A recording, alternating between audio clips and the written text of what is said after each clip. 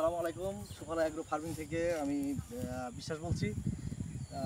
যে যেখান থেকে নিয়মিত আমাদের চ্যানেল দেখে থাকেন সবাইকে জানাই অসংখ্য ধন্যবাদ। আশা করি সবাই ভালো আছেন।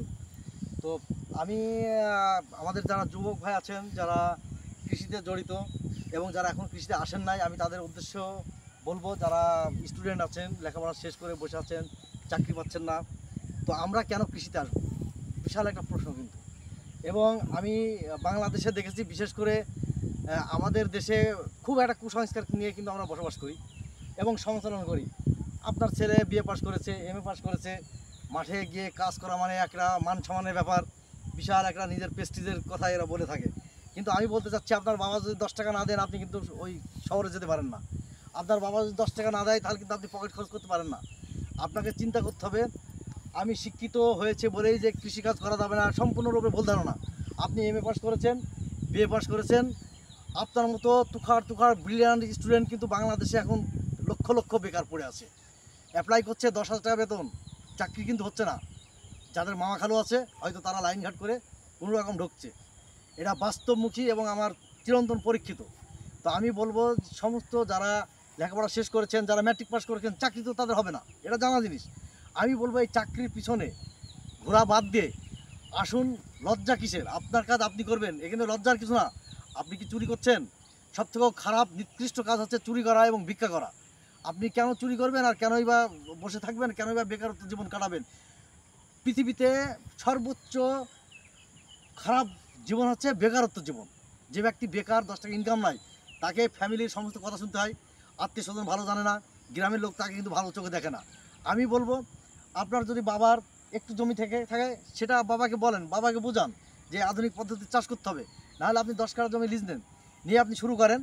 এবং আপনি এইসব ইউটিউব দেখবেন এবং যারা ভালো পরামর্শ দেয়, প্রযুক্তি দেন, সেখানে যাবেন। আমি ওয়েলকাম জানাবো সারা বাংলাদেশের যুবকদের প্রতি, যারা কৃষি সেক্টরে আছেন, হালকা পাতলা কৃষিকাজ করেন এবং নতুন উদ্যোক্তা হতে চান। সুফলা এগ্রো যোগাযোগ করবেন, ইনশাআল্লাহ সেখান থেকে ভালো একটা পরামর্শ আপনি পাবেন, ভালো প্রযুক্তি পাবেন এবং এখান থেকে ভালো কেরিয়ার ইনশাআল্লাহ গড়তে পারবেন। আমি কিন্তু একজন বড় কৃষক, আমি কিন্তু সাধারণ এই আপনাদের মধ্যে এরকম যে ভদ্রলোক মানুষ, মান সম্মান ইজ্জত চলে যাবে, আমি কিন্তু সেই ব্যক্তি না।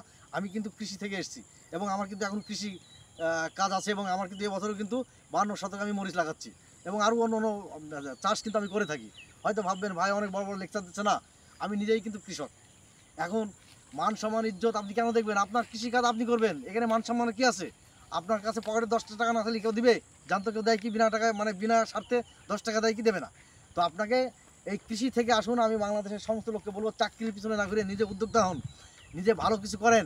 আমি অনেক জায়গায় দেখেছি, যেমন এই যশোর জিগর কাছায় আমি দেখে এসেছি, ভিজিট করে এসেছি।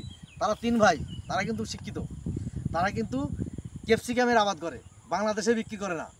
তো তারা কিন্তু হঠাৎ করেই হয়নি, তারা কিন্তু এই ক্যাপসিকাম আবাদ করে এখন বিদেশে চালান করছে।